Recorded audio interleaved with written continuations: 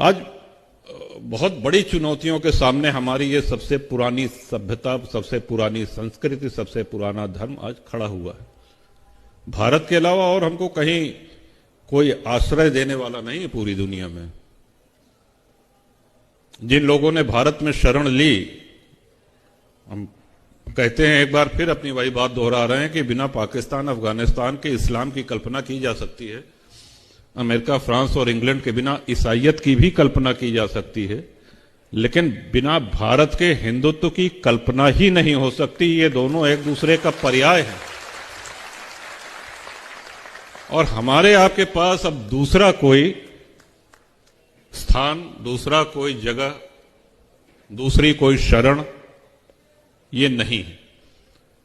और ये भी याद रखिए कि जितने लोग धर्म परिवर्तन किए हैं, जो आस्थाहीन थे, जो लोभी थे, जो कायर थे, उन्होंने सनातन को छोड़ करके धर्मांतरण कर लिया। जो त्यागी थे, बलिदानी थे, आस्थावान थे, वीर थे, हम सब लोग उनकी संतानें हैं। तो हमारे खून में तो तेजी है ही है उनसे अधिक। पाकिस्तान के हिंदू भाई बहुत से ऐसे हैं, आना चाह रहे हैं। एक अनवरत 22 वर्ष से उस कार्यक्रम में हम लोग लगे हैं, कितनों को ले आ पाए हैं ये एक अलग विषय है।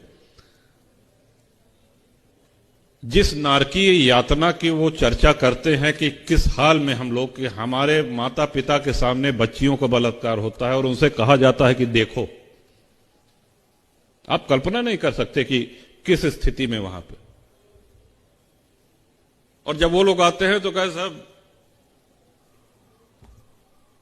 आस्था हमारी इतनी प्रबल थी, इलाज तो बहुत सरल था।